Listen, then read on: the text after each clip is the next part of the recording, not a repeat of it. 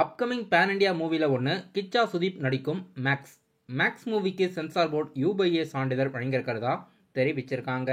படத்தில் கிச்சா சுதீப், சுனில், வரலட்சுமிலாம் நடிச்சிருக்காங்க. கலைப்புலி தானு அவர்கள் ப்ரொடியூஸ் பண்ணி படம் டிசம்பர் 25 ரிலீஸ் ஆகுது. Captain America brave new world படத்திலிருந்து புதிய போஸ்டர் ரிலீஸ் பண்ணியிருக்காங்க. படம் 2025 பிப்ரவரி 14 தியேட்டரில் ரிலீஸ் ஆகுது. இந்தியாவில் தமிழ், தெலுங்கு, ஹிந்தி மற்றும் இங்கிலீஷ்னு 4 லாங்குவேஜில் பிப்ரவரி 14 ரிலீஸ் ஆகுது.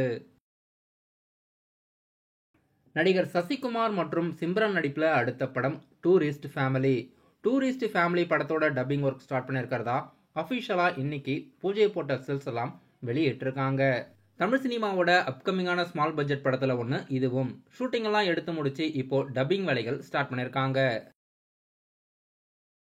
நடிகர் ஜெயம் ரவியோட புது மூவியோட பூஜையை போட்டு ஸ்டார்ட் பண்ணுறாங்க. கணேஷ் கே பாபு அவர்கள் படத்தை இயக்குறாரு. இவர் இதுக்கு முன்னாடி டாடா போன்ற படங்களை கவினை வச்சு இயக்கியிருந்தாரு.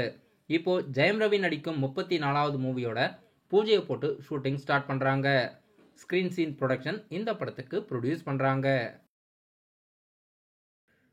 நடிகர் சிவகார்த்திகேயனோட 25வது மூவி இப்போ சுதா கொங்கரா அவர்கள் இயக்கிறதா அஃபிஷியலாக அறிவிச்சிட்டாங்க. சுதா கொங்கரா சிவகார்த்திகேயன் ப்ராஜெக்ட்ல ஜெயம் ரவி மற்றும் அதர்வா கூட இணைஞ்சு சிவகார்த்திகேயனோட 25வது மூவியில் நடிக்கிறாங்க. சிவகார்த்திகேயனுக்கு தான் 25வது மூவின்னு பார்த்தீங்கன்னா, இந்த படத்துக்கு மியூசிக் கம்போஸ் பண்ணுற GV பிரகாஷ் அவர்கள் மியூசிக் கம்போஸ் பண்ணுற 100வது படம் இது. ஜெயம் ரவி அவர்களுக்கு 35வது படம் இது. இப்போ இந்த படத்தோட அஃபிஷியல் அனௌன்ஸ்மெண்ட் பூஜையை போட்டு ஷூட்டிங் ஸ்டார்ட் பண்ணுறாங்க.